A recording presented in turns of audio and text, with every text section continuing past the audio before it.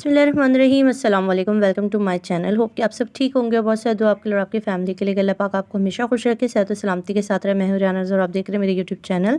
दुआ ज़हरा केस के अंदर बहुत सारे ऐसे सवाल जिनके जवाब शायद आप लोग चाहते हैं कि आपको सही तरीके से मिले। जिब्रान नासिर साहब ने एक इंटरव्यू रिकॉर्ड कराया था जब ये बच्ची लाहौर से जो है वो कराची शेल्टर होम में आई थी। तो बहुत सारे सवालों के जवाब आपको इस इंटरव्यू में मिल जाएंगे, जिसके अंदर बड़े वाज़ेह तौर पर जिब्रान नासिर साहब ने कुछ ऐसी चीज़ों की तरफ निशानदेही की है जिसको आज मेरे ख़्याल में पॉइंट आउट करना बहुत ज़रूरी है। तो जिन लोगों ने ये नहीं देखा है ये इंटरव्यू आप प्लीज़ देख लीजिए। बच्ची निकाह नहीं करती, बच्ची के साथ निकाह किया जाता है चूँकि वो बच्ची है। दूसरी बात है कि वो एक क्राइम हुआ है। यकीनी तौर पे हमारे वालिदैन ने शादी की है, मैंने शादी की और लोगों ने शादी की, उसको कोई क्राइम की नज़र से नहीं देखता। तो ये जो हुई ये एक क्राइम हुआ है जिसको चाइल्ड मैरिज कहा जाता है या बच्चे के साथ शादी करना। अब जहाँ तक वालिदैन की रसाई की बात है, देखेंगे इसमें 3-4 डिफरेंट जुरिस्डिक्शंस हैं। वालिदैन की बच्चों की custody guardian and wards act के तहत फैमिली लॉ की जुरिस्डिक्शन है, उसका कम्प्लीटली डिफरेंट कोर्ट है जहाँ डिफरेंट कार्रवाई होगी। जहाँ तक क्राइम की बात है, वहाँ पे चालान पहली तारीख को मुतवक्को है। अगर पुलिस को तफ्तीश मुकम्मल करने की भरपूर इजाज़त दी गई और किसी किस्म की रुकावट उसमें पेश ना आई तो मुतवक्को है कि पहली तारीख को चालान आएगा और फिर उसके बाद चालान जब एक्सेप्ट होगा फिर वो ट्रायल के लिए जाएगा। वो दूसरी चीज़ है इसके अंदर। तीसरी चीज़ इसके अंदर एक सिविल सूट है जैक्टिटेशन की नेचर का, कि ये जैक्टिटेशन कहते हैं a false pretence of marriage, शादी का झूठा दावा। कोई इंसान कल को आपके हवाले से खबर मशहूर कर दे कि वो आपका शौहर है, तो आप उस दावे के ख़िलाफ़ एक जैक्टिटेशन का सूट फाइल करते हैं कि ये झूठा दावा है, इसको झूठा कहा जाए और अदालत ये डिक्लेयर करे कि ये इंसान जो दावा कर रहा है झूठा है। बेशक वो एक निकाह नामा लहरा रहा हो जिस पे किसी तरीके से उसने या तो आपके अंगूठे का निशान लगवा लिया था या आपका साइन फोर्ज कर दिया था या मुसीबत में ले लिया था, परेशान करके ले लिया था, तो वो एक प्रोसीडिंग्स कम्प्लीटली अलग है। जिसमें से जैक्टिटेशन का जो सूट है वो उस पर नोटिस हो चुका है, वो फाइल हो चुका है वालिद की तरफ से, उसकी मेंटेनेबिलिटी पे भी आर्गूमेंट्स हो गई हैं और वो एडमिट हो चुका है। ठीक है। और 5 सितंबर के लिए उसकी तारीख हुई। अच्छा, मुझे ये बताइएगा कि इस वक्त अगर आप बता सकते हैं तो केस का क्या स्टेटस है और केस में इस वक्त क्या अपडेट है? मैंने सुना है 2 बच्चे ही अच्छे, तो फिर 4 लोगों का ख़ानदान होता है, 11 की टीम होती है, 16 का स्क्वाड होता है, 34 को शायद गैंग ही कहा जाएगा। 34 मुलजिम इसमें पुलिस ने बनाए हैं, हमने नहीं बनाए। पुलिस ने अपनी इंक्वायरी से अंदाज़ा लगाया है कि कहाँ कहाँ किस किस शहर में सहूलतकार थे जिन्होंने पुलिस के छापों के अंदर मुश्किलें पैदा की, बच्ची की बाजियाबी में मुश्किलें पैदा की।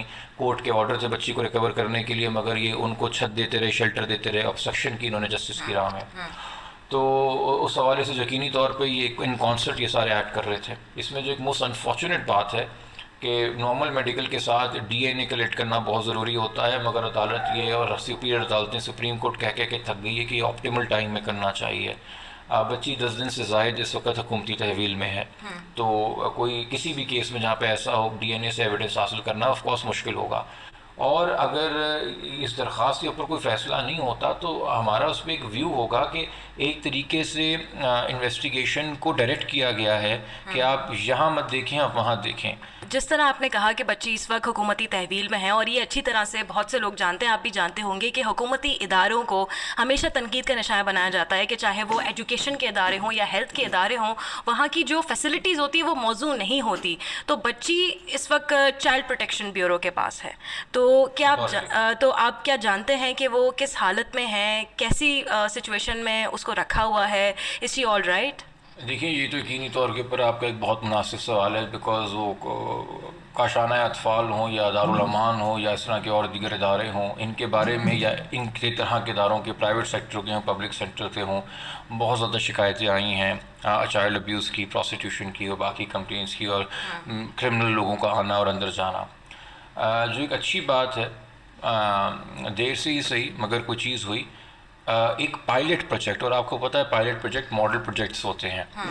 जिस इदारे के अंदर बच्ची मुकीम है वो सिंध हुकूमत का पायलट प्रोजेक्ट है बच्चों की रखवाली और बच्चों की प्रोटेक्शन के लिए।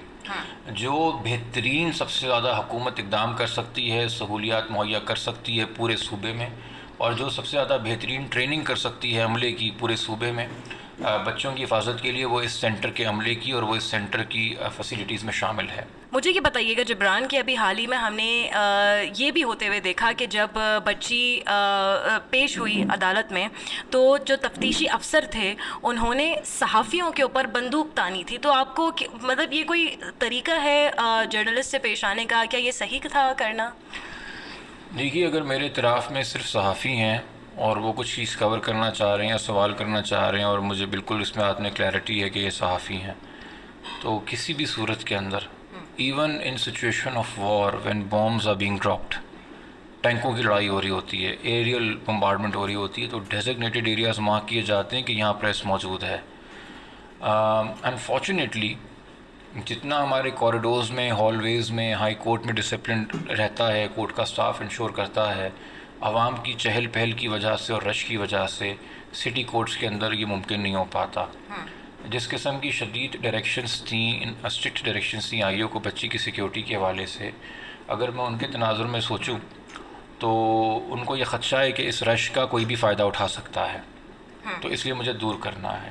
مگر یہ جانتے ہوئے کہ عدالت آ رہے ہیں اور رش تو ہوگا، اور میڈیا ہے تو media is always looking for the exclusive content that one little, ایک جھلک نظر آ جائے کسی کی تو دکھا دیں اس کو بار بار ریپیٹ پہ لگا کے.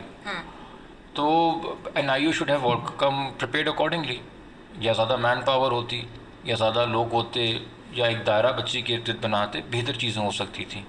جبران، ابھی کچھ وقت پہلے ہی اگر دیکھا جائے اس کیس کی طرف تو بچی کے اور ظہیر احمد کے جو آپسی معاملات تھے وہ ایسا دکھایا جا رہا تھا کہ معاملات صحیح ہیں ان دونوں کے درمیان، اور پھر اچانک سے ہم نے علیحدگی کی خبریں دیکھیں. تو یہ کیسے ہوا؟ اچانک سے ایسا موڑ کیسے آیا کہ اس کے اندر؟ اس پر تھوڑا سا ہمیں بتائیں. تعلقات جو بھی ہوں، چائلڈ از بین ابینڈنڈ. دارالامان میں لوارث لوگ جاتے ہیں جن کا کوئی نہیں ہوتا. میں نے عدالت سے گزارش کی، میں نے کہا یہاں اس کے والدین ہیں، اگر آپ نے رکھنا ہی اس کو بچی کو ایک شیلٹر ہوم میں ہے تو کم سے کم کراچی میں رہے گی. تو ہم اف ریکوائرڈ، اف نیڈ بھی، اور ہم نے آلریڈی ریکویسٹ بھی کی، پوچھا بھی کہ جی کوئی ریسورسز چاہیے، کپڑا، کھانا، دوائی، اینی تھنگ، والدین موجود ہیں اپ کیپ کے لیے. ایسا تو نہ کریں کہ ہماری ایک بچی ہے وہ ایک لوارثوں کی طرح، ایک کم عمر بچی لاہور میں بیٹھی ہوئی ہے.